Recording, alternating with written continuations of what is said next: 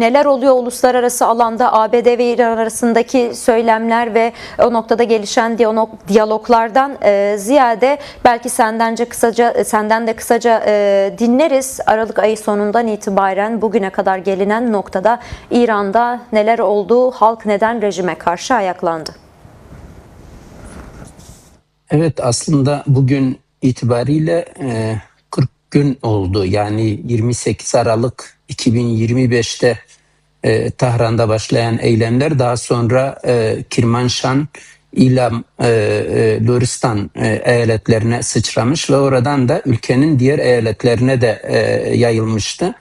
Ve o günden bugüne kadar gitgide ağırlaşan bir bilançoyla karşı karşıyayız. Yani biraz önce sizin dosyanızda aktardığınız bilgiler tabii Heran'ın dün yayınladığı bilgilerdi ve dünden bugüne de yeni biraz önce yayınladığı bülteninde, raporunda bu sayının giderek arttığını, hızla arttığını görmek mümkün. Yani 6.883 kişinin bu protestolarda öldürüldüğü ifade ediliyor. Bunların 438'i tabii muhafız güçlerinden oluşuyor ama geriye kalan 6.445'i halktan oluşuyor ve 164'ü de çocuk.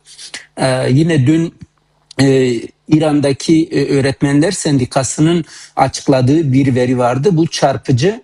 Yani geçtiğimiz ay 8 ve 9 Ocak tarihlerinde Perşembe ve Cuma günü yapılan yürüyüşlerde sadece 160 çocuğun, yani 18 yaşından küçük 160 çocuğun öldürüldüğü bilgisini paylaştılar.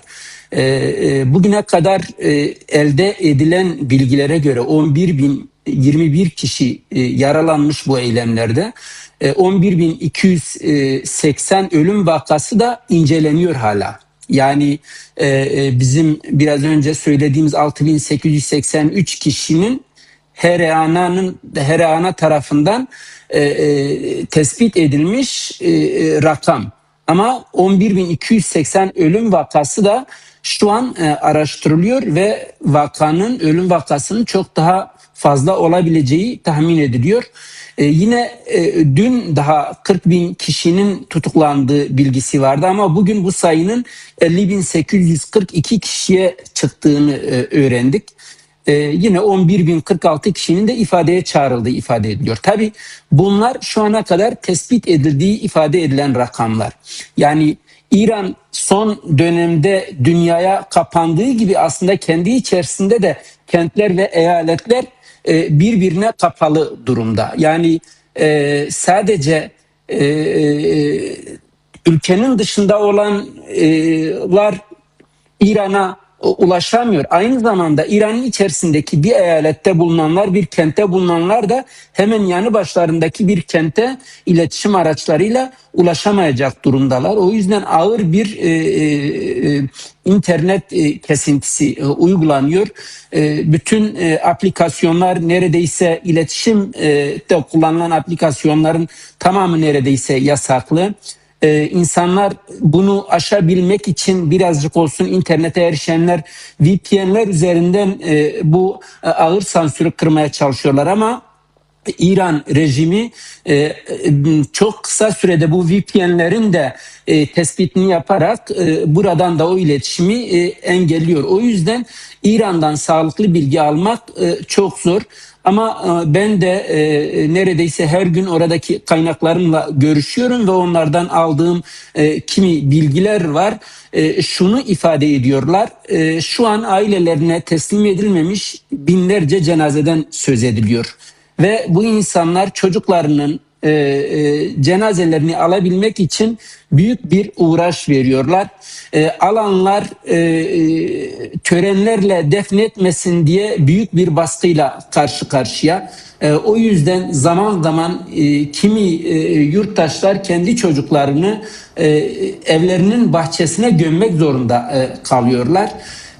Bütün baskılara rağmen cenazelerini teslim alan kimilerinin de kitlesel eylemlerle bunları defnetmeye çalıştığını yine o kitlesel eylemlerde attıkları sloganlarla da öfkelerini, intikam Peki. duygularını dile getirdiklerini o kısıtlı imkanlardan bize ulaşan videolardan da görebiliyoruz. Yani aslında 47 Peki. yıldır Peki. İran İslam rejimi kendi vatandaşına büyük bir katliam uyguluyor. Bunu zaman zaman kitlesel gösteriler için sokaklara çıkan halka yönelik uyguluyor. Zaman zaman da toplu infazlarla, toplu idamlarla gerçekleştiriyor. Ancak buna rağmen biz özellikle 28 Aralık ile birlikte sokağa çıkan insanların sayısında da ciddi bir artış olduğunu görüyoruz ve gözlemliyoruz. Peki değerli Gök, önemli noktalara değindin, özellikle ölüye saygı noktasında ya da ölü bedene yönelik savaşın da benzer zihniyette olduğuna da tanıklık ediyoruz İran üzerinde. Belki bunu ayrıca konuşuruz çünkü insanlığa dair de ciddi bir mesele ve ihlal durumu da söz konusu. Peki oraya geçeceğiz, ancak bundan sonraki süreçte ne görüyorsun? ABD ve İran devletinin birbirine yönlü tehditleri var, söylemleri var. Peki sen birincisi bundan sonra rejim açısından bundan sonraki süreci nasıl okuyorsun ve direnişler sence bu şekilde devam eder mi, protestolar? Protestolar evet ilk günlerdeki gibi yoğun değil, ancak bir insanın cenazesine ulaşabilmek için verdiği çaba bile başlı başına büyük bir protesto. Yine hastanelerde yaralılara özellikle tedavi imkanı sağlanmasın diye doktorlar ve hemşireler üzerinde, sağlık personelleri üzerinde ciddi baskılar var, ciddi tutuklamalar ve gözaltılar var. Ancak buna rağmen insanların sağlığa erişimi noktasında bu sağlıkçıların da yoğun bir çaba içerisinde olduğunu görebiliyoruz. Ancak rejim meşruiyetini tamamen yitirmiş durumda. Yani gerek şu an ABD'nin İran rejimi üzerinde uyguladığı baskılar ya da sürekli tehditleri, gerekse İran rejiminin içerisinde toplumsal olarak kendi toplumuna karşı gerçekleştirdiği katliamlar neticesinde yitirmiş olduğu meşruiyeti İran'ı zorluyor. Evet, günlerdir biz İran'ın ne zaman ABD tarafından bir müdahaleyle karşı karşıya kalabileceğini görüşüyoruz. Abraham Lincoln savaş gemisinin Umman denizine gönderildiğini biliyoruz. Trump'ın sürekli tehditlerini dozunu artırdığını biliyoruz. Ancak bir taraftan da görüşme trafiğinin olduğunu söyleyebiliriz. Yani biliyorsunuz İran ve ABD arasında bir görüşmenin Türkiye'de yapılacağı duyurulmuştu. Geçtiğimiz günlerde İran Dışişleri Bakanı Abbas Arakçi de Türkiye'ye gelmişti. Hakan Fidan'la bir görüşme gerçekleştirmişti ve daha sonrasında da böylesi bir görüşmenin Türkiye'de yapılacağı ifade edilmişti. Ancak İran son anda bu görüşmenin Türkiye'de yapılmasını istemedi. Umman'a bu görüşmeyi taşıdı ve dün bir açıklama da yaptılar. Reuters da bunu ABD'li yetkililere dayandırdı. Yarın saat 10'da Umman'da ABD'li yetkililer ve İranlı yetkililer arasında görüşmeler olacak. Tabii neden İran Türkiye'de bu görüşmenin yapılmasını istemedi? Biliyorsunuz Türkiye'nin politikasıyla da yine Cumhurbaşkanı Erdoğan ve Trump arasındaki ilişki nedeniyle de İran Türkiye'de elinin zayıf olabileceğini, bazı şeylere zorlanabileceğini düşünmüş olsa gerek. O yüzden daha böyle uzak olan, içlerine karışılmayacağını düşünüldüğü Umman'da bu görüşmenin yapılmasını talep etti ve böylesi bir görüşme var. Yine Çin'den açıklamalar var. Olası bir müdahalenin değerli Gök, toparlayalım da aynı zamanda. Bölgede büyük bir savaşa neden olabileceği. O yüzden muhakkak müzakere ile diyalogla bu sorunun çözülmesi gerektiği yönünde uyarıları var. Onların da yine bir istihbarat gemisini Umman'a yönlendirdiği ifade ediliyor. İran'da hala devam eden saldırılar var ve bugünkü maalesef bunu söylerken zorlanıyorum ancak bir bilançodan söz ediliyor ve öğrenebildiğimiz verilere göre 6.000'den fazla kişinin yaşamını yitirdiği bilgisi var. Ancak sayının daha fazla olduğunu bizzat sokaklardaki görüntülerden de anlıyoruz. Neler söylemek istersiniz? İran'da şu an neler oluyor ve nereye gidecek süreç? Teşekkür ederim, sağ olun. Öncelikle şunu paylaşmak isterim. Bu açıklanan verilerden hareketle İran rejiminin, teokratik rejimin bu kan gölü üzerinde ayakta durabileceğini düşünemiyorum. O şu anda uzatmalara oynuyor, Irak Mullah rejimi. Uzatmalara oynadıkça da kendi sonunu daha hızlı adımlarla hazırlıyor. Olup bitenlere ilişkin dünya kamuoyunun çok daha güçlü tepki vermesi gerekir. Mesele Amerika'nın müdahalesinin değil, mesele esasında dünya kamuoyunun ayağa kalkması. Bu teokratik rejimin halklara, kadınlara, gençlere reva gördü. Bu inanılmaz dehşet katliama karşı, baskıya karşı tutum alması lazım. İran adeta kan gölüne çevrildi. İran adeta bir açık hava hapishanesine dönüştürüldü. İkincisi, aslında İran rejimini ayakta tutan en büyük faktör şu anda İran halkları, Doğu Kürdistan, Belucistan, Azerbaycan ve bütün olarak İran halkları teokratik rejimle Şah'ın arasında ne derler, otokrasi arasında sıkışmış durumda, bir üçüncü alternatif arayışında. O açıdan eğer halklar hızla alternatiflerini hazırlayabilirlerse, yani İran Mullah rejimine karşı Şah'ın yıkılan rejiminin tekrardan iktidara gelmesi değil, halkların, emekçilerin, kadınların ortaklaşabileceği bir üçüncü seçenek üzerinde anlaşabilirlerse, bunu hazırlayabilirlerse, ben inanıyorum ki Mullah rejiminin iktidarda halkların doğrudan doğruya isyanıyla, alternatif sunumuyla daha erken yıkılacağına inanıyorum.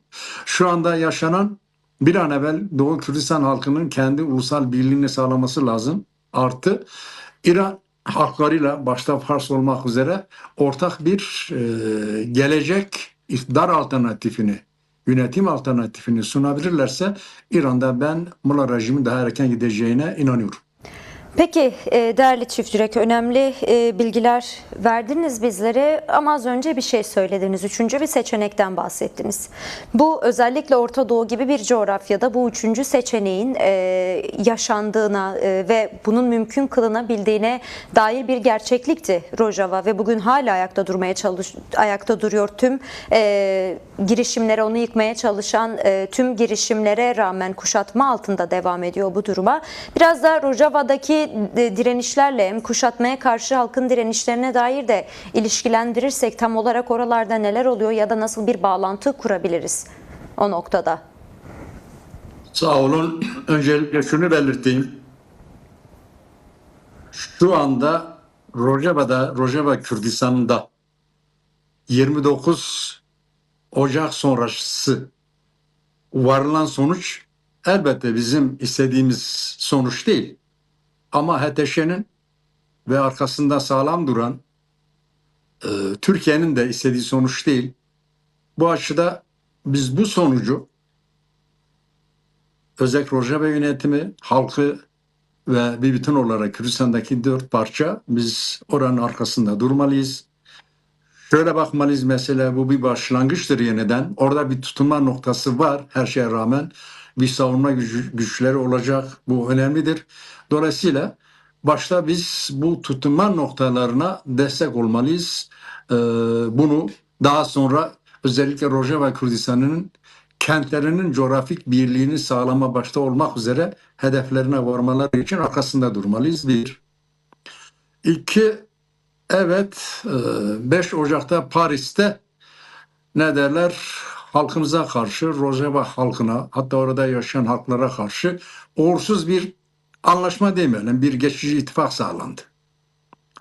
Neydi o ittifakın özeti? Şunu diyebiliriz: ABD Suriye üzerinde İsrail ile Türkiye'nin bugün karşı karşıya gelmesini istemiyordu. Buradan başka bir çözüm arayışına girmişti.